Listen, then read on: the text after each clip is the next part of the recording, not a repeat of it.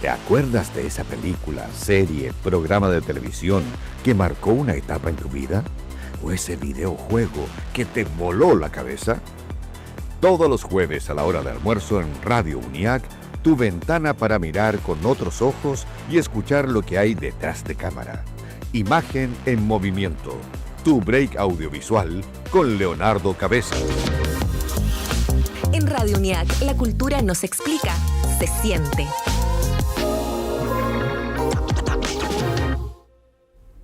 Jueves 14 de mayo del 2026 y estamos haciendo Imagen en Movimiento por la señal online de Radio UNIAC. Soy Leonardo Cabezas y te doy la bienvenida a nuestro espacio audiovisual. Me gustaría mandar un mensaje de cumpleaños a mis primas que están hoy día de cumpleaños, la Jime, la Connie, feliz cumpleaños, y a mi sobrinita Irina que estuvo de cumpleaños, su primer añito hace 2 días.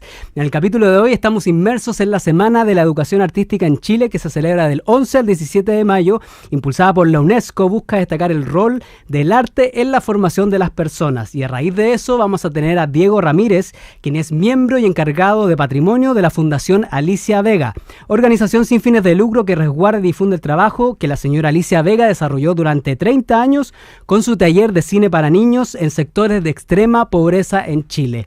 Pero antes, como cada jueves, recibimos a nuestro crítico de cine, panelista UNIAC, Raúl Rojas Montalbán. ¿Cómo estás, Raúl? Muy bien, aquí preparado para traer nuevas películas que andan dando vueltas. Nueva película porque no quisiste ir a ver sí, Michael Jackson.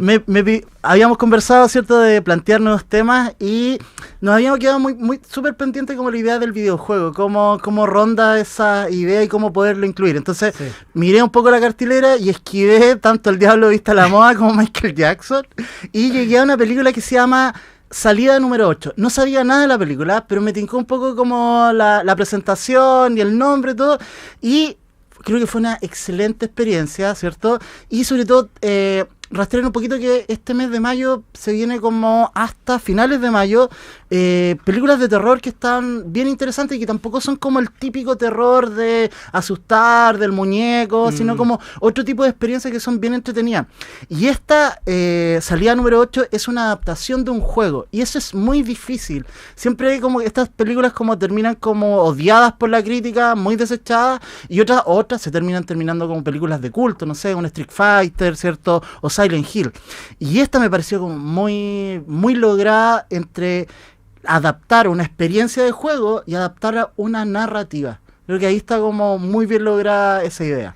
Y eso porque la participación quizás del espectador también se hace un poco clave para ir descubriendo la misma historia, ¿no? Muy claro, porque en el videojuego tú tienes el mando en la primera persona, tú tienes que ir descubriendo como el mundo, ¿cierto? Porque ahí es muy interesante. O es un mundo abierto donde tú puedes ir donde quieras, o es un mapa.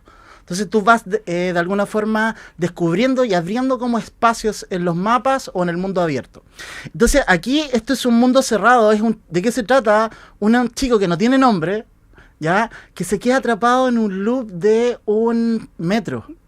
Y se queda atrapado y no puede salir. Y eso como que yo pensaba, dije, bueno, en algún momento más de alguien se ha quedado perdido en las 9 estaciones del metro, gigantes. Y que son bien perturbadoras, como muy perfectas, silenciosas, todo blanco. Es muy interesante, es lo que tú estás diciendo, que son la idea de los no lugares.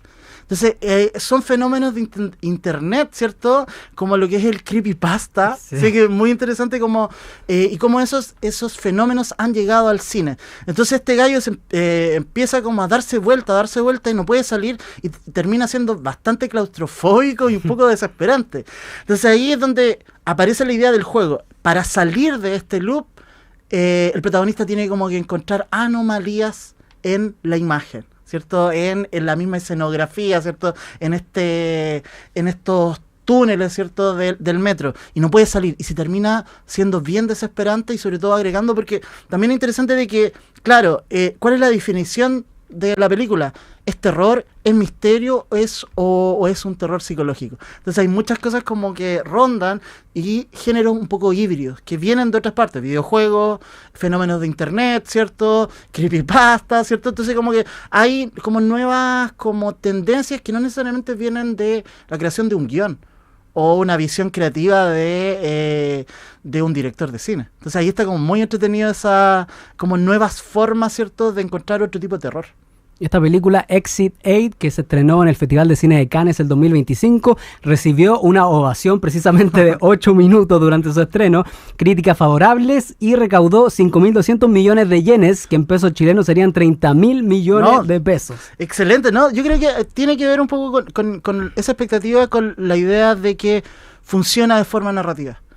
Y quizá un cine de bajo presupuesto, ¿no? Como muy lograble. Muy, claro, porque ¿cómo hicieron? Simplemente replicaron, ¿cierto? La escenografía del juego. Y la escenografía del juego no es muy compleja. Entonces, es bien interesante como replicar el espacio, ¿cierto? De ese videojuego y la idea de un loop. Pero también es interesante un poco de dónde viene la idea. Estuve ahí como buscando. Dentro de ese pasillo hay una publicidad sobre Moebius, que es un artista neerlandés que juega con los espacios. Esas escaleras como interminables, como esos que son como bien como atrapantes, esas imágenes. Con las perspectivas. Juega con las perspectivas, juega con un poco con con ciclos inexplicables o patrones que confunden la mirada. Está asimilado eso en el juego, de una idea artística, un videojuego, y como que la película se nutre un poco de esas ideas visuales. Buenísimo, les dejamos invitadas a ir a ver Salida número 8 a cines que aún está en cartelera. Todavía está en cartelera, es una excelente experiencia. Sí, no vaya después del trabajo. Vaya como el fin de semana porque se van a acordar de mí en ese sentido. ¿Y qué más nos trae con respecto al terror que se viene? Creo que en mayo se vienen un poco como varias películas. Hoy se estrena una película que se llama Obsesión, sobre un chico que pide un deseo y ese deseo se transforma en algo espeluznante. Y a final de mes, el 29 de mayo, una película que es una de las películas más esperadas del año, que se llama Black Rooms, también de un fenómeno de YouTube que es tomado y llevado al cine. Hay mucha expectativa en esa película, entonces vamos un poco a rastrear cómo va a haber el terror en mayo hasta llegar a Black Room, que me parece algo bien interesante. Sí, estas Black Rooms o Backrooms son una leyenda urbana de terror de internet, que son como laberintos interminables de espacios vacíos y que le genera a uno como aparente peligro. Es como una sensación medio inexplicable. Claro, como la idea de que, claro, por ejemplo, son lugares que siempre están llenos, una universidad, un colegio, como los ves todos los días, pero ¿qué pasa cuando ves ese mismo lugar, no sé, sin nadie?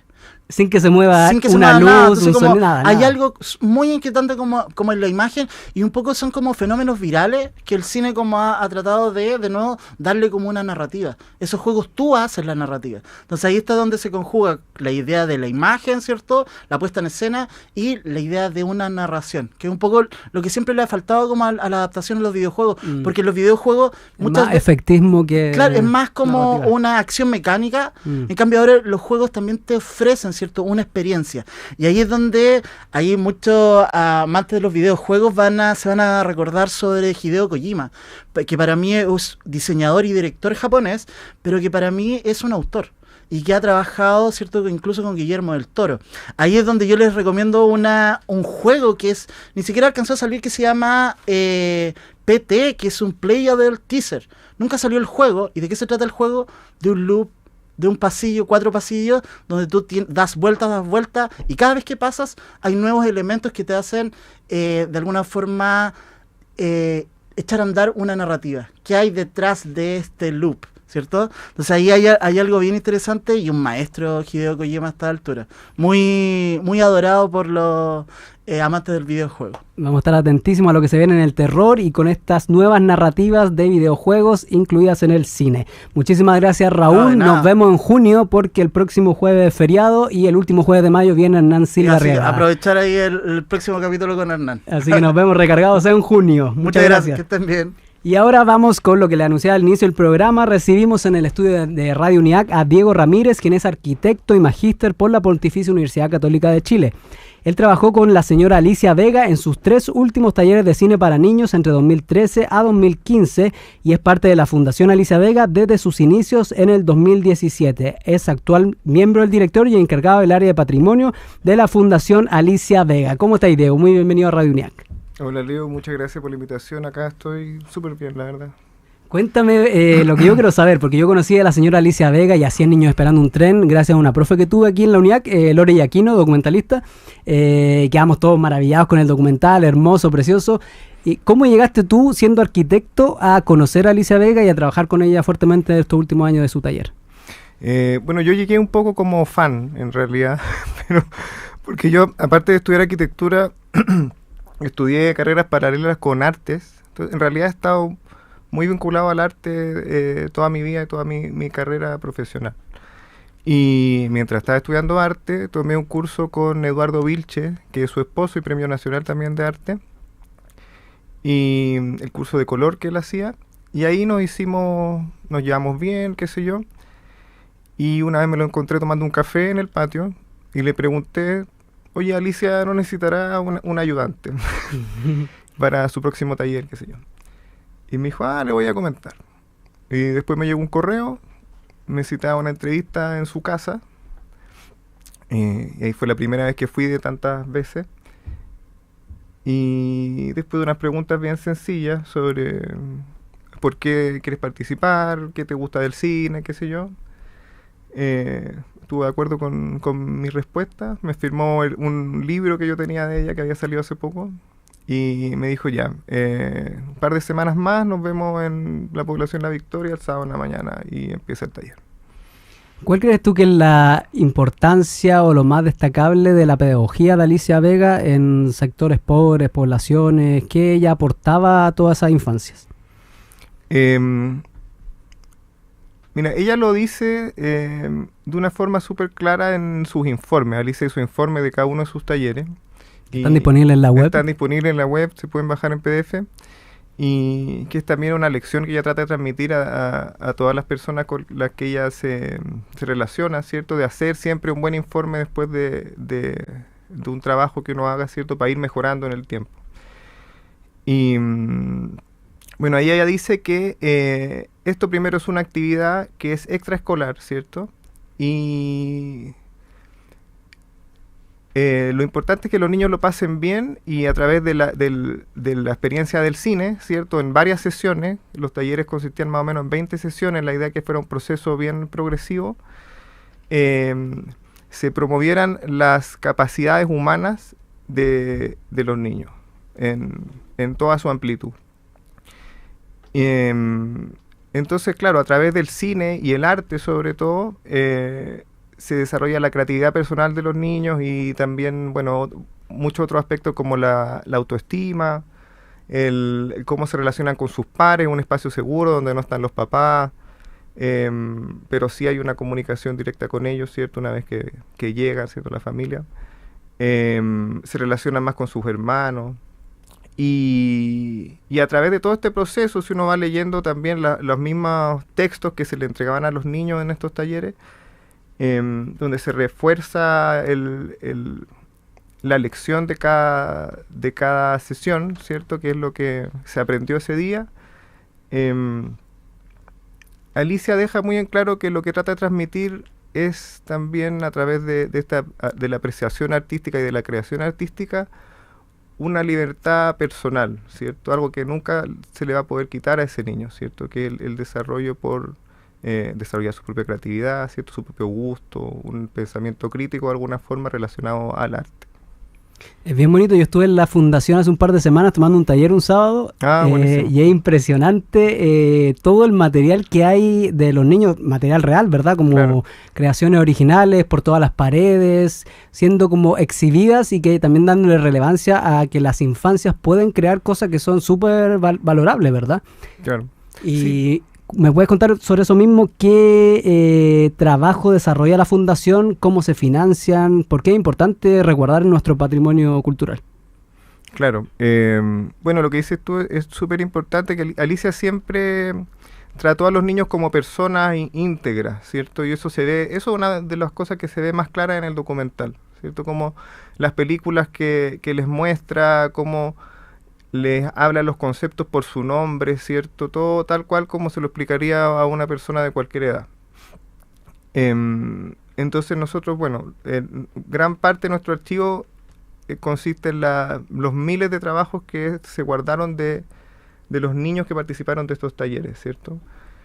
Y bueno, actualmente la fundación, que existe desde el 2018, un punto importante en nuestra existencia fue el poder comprar una casa, que la inauguramos a mediados del 2024 y que desde el año pasado ha estado súper activa y nos ha servido para relacionarnos súper bien con otras instituciones, ¿cierto? El equipo somos como 8 personas en realidad, y nos financiamos por PAOK y por una fundación, un financiamiento privado de Fundación Olivo. Esos son nuestros dos grandes financistas. Claro, financistas o fuentes de financiación. ¿Y qué es lo que se viene para el Día de los Patrimonios, que a fin de mes o para esta Semana de la Educación Artística? Mira, próximamente tenemos un par de actividades para el 20 de mayo. Nosotros proyectamos películas de 16 milímetros todos los meses en la fundación, como lo hacía Alicia también en sus talleres, como Alicia lo hacía en su casa incluso antes. Este mes la proyección se va a pasar a la Cineteca, a la sala grande, y van a proyectar 100 niños esperando un tren en 16 milímetros en el contexto de la exposición que hay sobre cine chileno ahora en La Moneda. Y si nos hablas del documental, para la gente que no conoce esta gran obra maestra de Ignacio Agüero. Bueno, claro, ahí que vamos a presentar 100 niños esperando un tren. 100 niños esperando un tren es en sí mismo un documental importantísimo en la historia del cine chileno. Es muy conmovedor hasta el día de hoy. Yo creo que pega tan fuerte como cuando recién se estrenó. Y bueno, a través de ese documental es donde el trabajo de Alicia se ha visto más visibilizado en realidad, ¿cierto? Es una ventana, yo creo, al mundo de Alicia desde uno de sus talleres, ¿cierto? El mundo de Alicia es una cosa muy amplia y sus talleres fueron 35. Bueno, acá te muestran uno de una manera muy bonita, muy profunda, ¿cierto? Te mete de lleno en los niños que participan, ¿cierto? Estaban en dictadura. Claro, sí, año 87, y eso se ve reflejado también en los trabajos que hacen, de lo que ellos estaban rodeados por un contexto de violencia, ¿cierto? Y por testimonios de niños de ese taller, como de otros talleres, que llegan a la fundación o a Alicia o a alguna de las exposiciones que hemos montado con los trabajos de los niños, nosotros sabemos que esa experiencia ha sido fundamental en sus vidas, ¿cierto? Y eso, por ejemplo, se le hizo un homenaje a Alicia para la Semana de Educación Artística el año pasado en el GAM, y había un programa, ¿cierto? Se leían unos textos, pasaron unos niños como la concuna de la película, pero sin que nadie lo supiera, llegó uno de los chicos que sale en la película y dijo: señora Alicia, yo quería hablar acá. Y se sentó y dijo: para mí el taller me cambió la vida. Si es que han visto la película, hay un niño que arregla zapatos, Leonardo Vélez, que después también visitó la fundación. Y así que, bueno, le mando un saludo a Leonardo Vélez. Pero pasan esas cosas, ¿cierto? Siempre recibimos estos testimonios de niños y eso nos hace seguir creyendo en el proyecto y la visión que tuvo Alicia. ¿Y nos podrías contar estas jornadas que también hacen para docentes, donde se muestra los implementos que Alicia creó de bajo presupuesto, con elementos caseros, para enseñar a hacer cine, ¿verdad? Sí, sí, o cómo funciona el cine. Claro. La fundación se puede visitar todos los sábados de 10 a 1, ya es para público general. Y también se pueden coordinar visitas con grupos pedagógicos, sean de colegio, universidades. Y ahí tenemos una pequeña exposición en nuestra casa museo, donde se hace un recorrido por la exposición y después se pueden activar los mismos juegos que ocupaban los niños en el taller de cine de Alicia. Sí, la fundación está ubicada en Capellana Barzúa 58, Providencia, barrio Bellavista, ¿verdad? Sí, de acuerdo. Y cuéntame el hito que tuvieron en el Campus Oriente en el 2018, que también expusieron ahí materiales de los talleres, ¿verdad? Sí, eso fue el hito inicial de cuando empezó la fundación, ¿cierto? El primer gran proyecto, porque en ese momento se abrieron todas las cajas del archivo del taller de cine que tenía Alicia.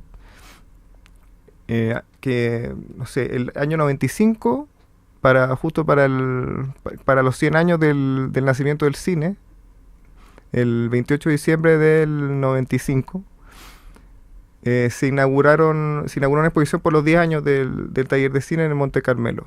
Y después recién en 2015 dijimos, y ahora, 2018 se hizo la exposición de los 30 años.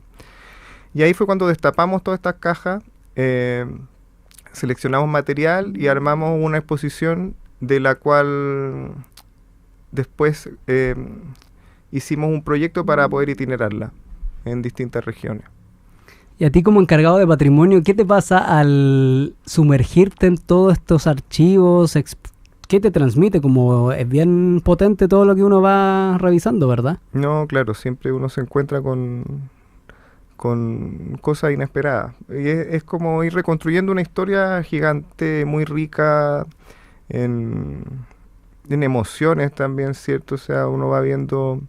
Puedes ver la evolución de un niño en un mismo taller, ¿cierto? A través de... Piensa que son 20 sesiones, tiene aproximadamente 20 trabajos cada niño. O también está la evolución en los 30 años de la historia de Chile, ¿cierto? De los imaginarios infantiles. Entonces, más los objetos que van apareciendo, etcétera. ¿La Fundación tiene algún plan para digitalizar todo este patrimonio y que no se quede solo en la casa museo? Bueno, es lo ideal. De hecho, estamos por abrir pronto nuestra sala de archivo, que está como más específicamente dedicada a hacer ese trabajo de registro visual, etcétera.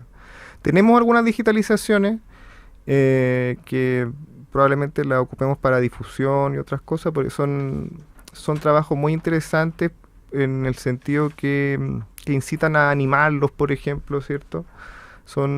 La imaginación de los niños es muy, muy entretenida, lo que te muestra, muy vivo todo. Pero sí, estamos de hecho haciendo todo lo que hay que hacer con un archivo, estamos catalogándolo. Ahora vamos a poder digitalizar como corresponde y conservándolo en la mejor manera posible. Ahora es un trabajo que va a durar harto porque son, no sé, 50.000 objetos en 40 cajas con papeles y otras cositas que Alicia recolectaba en el periodo de taller. En las 31 ediciones que tuvo este taller participaron aproximadamente 6.482 niñas y niños, entre los 4 y los 12 años de diversas poblaciones de Chile.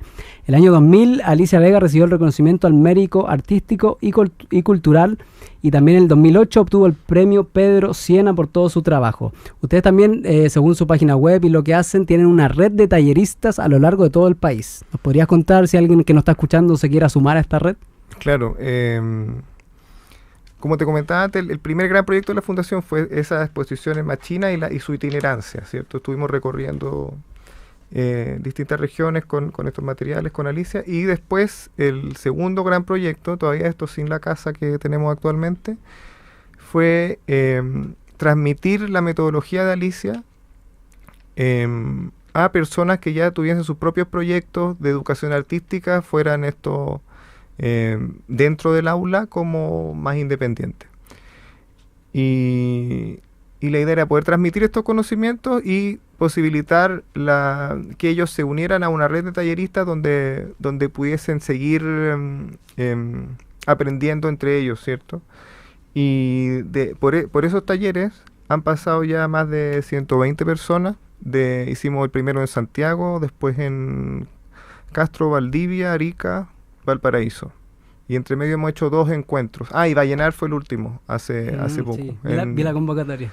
Ya, buenísimo. Y claro, y de todo ese grupo hay, yo creo que más unas 80 personas activas actualmente dentro de la red. Estamos con Diego Ramírez, encargado de patrimonio de la Fundación Alicia Vega. Y para endulzar esta hora de la tarde, saludamos a nuestro querido auspiciador Mazamiel, Panadería y Pastelería, emprendimiento de tradición familiar. Están en Baramena 177 San Joaquín, Condel 1807 y Seminario 677 Ñuñoa. Cada jueves nos acompañan en Imagen en Movimiento con una cajita de regalo para nuestros invitados. Así que aquí está la cajita dulce para que se vaya a la fundación y comparta con todos sus compañeros. Diego Ramírez, aquí está la cajita de Mazamiel, Panadería y Pastelería. ¿Serio?